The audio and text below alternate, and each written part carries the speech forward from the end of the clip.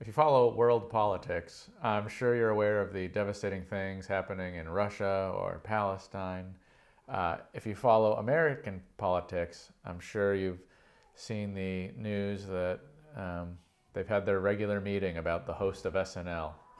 What is with us being obsessed with critiquing the host of SNL? And because of what happened with the latest host, it stirred up a lot of controversy and brought things to light that are just getting out of hand and ridiculous, and we got to talk about it. All right, so the most recent host that's under fire was Shane Gillis. If you don't know who Shane Gillis is, we have to have a talking to, all right? Because we're gonna have to find someone to explain it to us, because I didn't really know either. So I did a little research, and I got the 411 for you.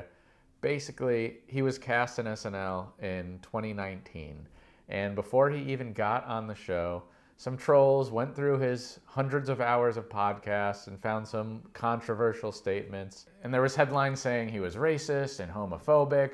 I went back and looked at some of the clips. It seemed like a lot of the headlines were taking what he said out of context. Some of them, yeah, they were inappropriate, but you could see what was happening behind the curtain. So he got canned from the show within a day before ever going on.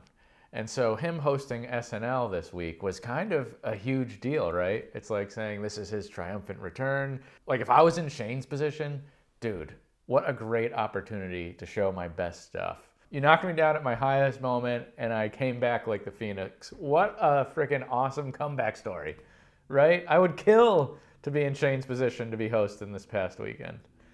So what happened? Now, I have strong feelings and critiques about Shane's actual performance. You know, I want to throw my own vomit into the internet ring here. But first, we got to talk about the bigger issue. And this is what made me feel, to use an adult phrase here, icky. Super icky, icky, icky, ooey, icky. It's just press being assholes, man.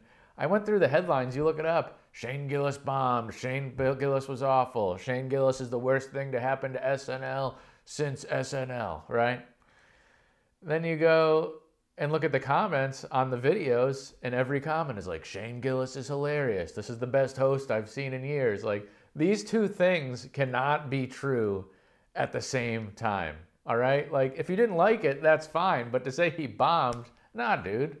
What are you talking about? The press is so icky to me, dude. They annoy the hell out of me. Here's the perfect example, right, of the press just being wrong. And one of the biggest critiques I saw of Shane is he used the word retarded, right? Which you should never say that word. It's wrong. It's an old phrase that we got to get rid of. We all can agree on that. But he used it in the context of someone bullying his relative and calling them retarded, like in a negative context. Like a situation where a bad person would use that word, and he's implying that you should never say that. But the press didn't say that. They're just like, Shane left unapologetically used the R word. Just like what? So they're out here gaslighting people online into hating on Shane Gillis, and these people probably just read a bit of the article, never even watch Shane stand up, and then just start going around being like, oh, I've heard that guy sucks a big one. Here's a perfect example of how ridiculous it's gotten. I could easily see someone making an article about this video of what you've watched so far and said I used homophobic language that made the gay community uncomfortable because I just used an idiom saying Shane sucks a big one. But they'll just paint the whole video as anti-gay speech. I don't know. Am I in the wrong here for saying that? I'm straight up asking you. Like, I feel like this is just getting out of hand and they're just going for clicks, and it's kind of rude and disrespectful to everyone involved. Like, there is no multiverse where I was even talking about that community when I said that or in reference to it. Like, what? You can see I'm frustrated. By the way, if you want to hear me vent my frustrations more, my wife and I have a podcast. It's called Glad You're Here. It's over on Spotify with more episodes available to our Patreon community. So thanks for hanging out with us once a week. Now we got to get to the tea, the goss, the frickin' dragging Shane's monologue through the mud. Is that what's about to happen here? Just so you know, I watched some of Shane's stand-up. I think he's hilarious. I love a lot of his material. So what did I think of the monologue? There's one big part of it I wish he'd handled differently, but overall, I thought it was pretty good. Was it the best SNL monologue ever?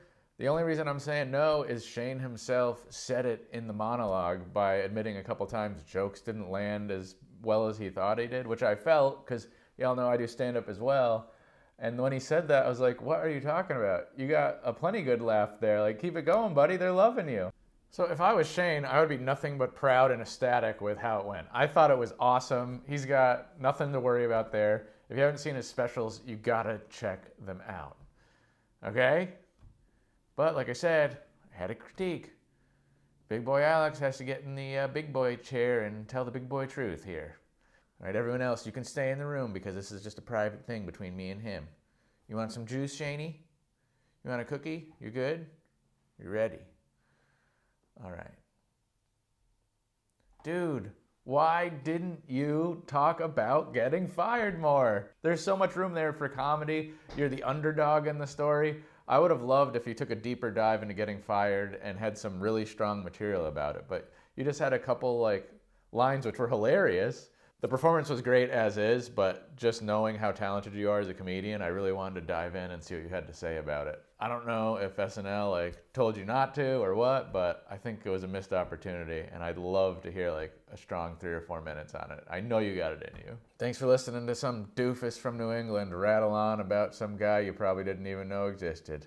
But those are my thoughts. What are yours?